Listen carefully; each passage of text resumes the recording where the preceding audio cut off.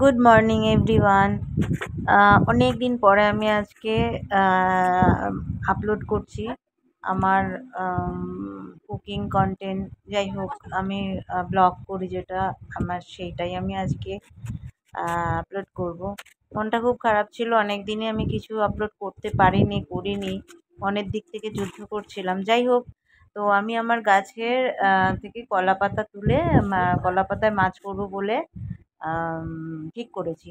তো সেই জন্য আমি কলা পাতা কাটছি, গাছ থেকে কলা পাতা কাটছি।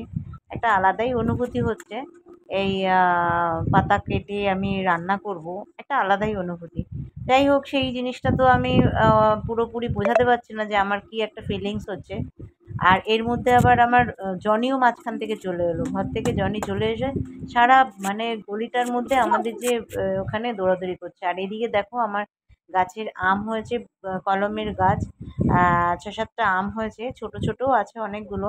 যেগুলো বড় সামনে দেখা যাচ্ছে সেগুলোই আমি তোমাদের দেখাতে পেরেছি। তাও দূর থেকে ওখানে আমি এখন যাব না, কারণ আমার প্রচুর কাজ আছে। পেঁপে গাছে প্রচুর পেঁপে হয়েছিল, সেই পেঁপে গাছটা প্রচুর পেঁপে আশেপাশেও দেওয়া হয়েছে, কিন্তু আবার যেটা পেকেছে ওটা পাখি খাওয়ার জন্যই রাখা হয়েছে, কারণ পাখিরাও একটু খায়, একটু পেকে গেলেই খায়। তো যাই হোক, পাতা কেটে আমি তো নিয়ে এসেছি মাছ রান্না করবো বলে। এদিকে লাল শাক কেটে নিয়েছি, লাল শাক করবো। লাল শাক খুব ভালো লাগে, আমি কাঁচা লঙ্কা, শুকনো লঙ্কা আর একটু রসুন ফোড়ন দিয়ে আমি সবসময় লাল শাকটা করি। আর আমি মিষ্টি মিষ্টি কিছু দিই না, অনেকেই মিষ্টি দেয় কিন্তু আমি মিষ্টি দিই না। এমনিতে তো আমার বাড়িতে সুগার পেশেন্ট আছে, তার সত্ত্বেও মিষ্টি আমার বেশি ভালো লাগে না। তো একটু ঝাল ঝাল করে খেতেই ভালো লাগে। তো নুন হলুদ আর এই রসুন ফোড়ন দিয়েই করা হয়, বা তার কিচ্ছু দিই না। তো এটাকে খুব সুন্দর একটা মানে একটা মজে যাওয়ার মতো করেই করা হয়। নুন হলুদটা অবশ্যই দিই, কারণ হলুদটা না দিলে না যা কিছু যা। তো শাকটা তাই জন্য ওইভাবে আমি করব। একটু নুন হলুদ রসুন ফোড়ন দিয়েই ব্যাপারটা করা হবে। আর এর মধ্যে আমি আর অন্য বিশেষ কিছু দেব না, কারণ ওটা দিলে অত বেশি ভালোও লাগে না। হ্যাঁ, একটু বেগুন থাকলে বেগুন ছোট ছোট করে কেটে দেওয়াই যেতে পারে, তেলে ভেজে এর মধ্যে দিয়ে দিলেও ওটা বেশ একটা মাখো মাখো ব্যাপারটা হয়। তো আমার কোনোটাই আলাদা লাগে না, আমি বেগুন না দিলেও আমি কোনো রকমভাবে আমি সেটা মনে করি না যে এটা একটা মাখো মাখো ভাব হয়নি। তো ওই শাকটা খেতে খুবই ভালো লাগে, সফট লাগে। তো আমার এবারে আমি যে কলা পাতা তুলেছিলাম, সেই কলা পাতার আমি কি করেছি, ওটাকে আমি ভাপে করেছি।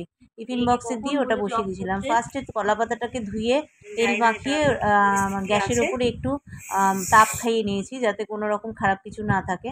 তার মধ্যে আমি মশলা দিয়ে আগে ম্যারিনেট করে রেখেছিলাম, এর মধ্যে দিয়ে আমি ওটা টিফিন বক্সে ঢাকা দিয়ে দিয়েছিলাম। এত সুন্দর সফট হয়েছে, আমি আমার মেয়েদেরকে বললাম খেয়ে দেখ কেমন হয়েছে, বলছে মা অসাধারণ হয়েছে, খুব সফট হয়েছে, খেতে খুব ভালো হয়েছে।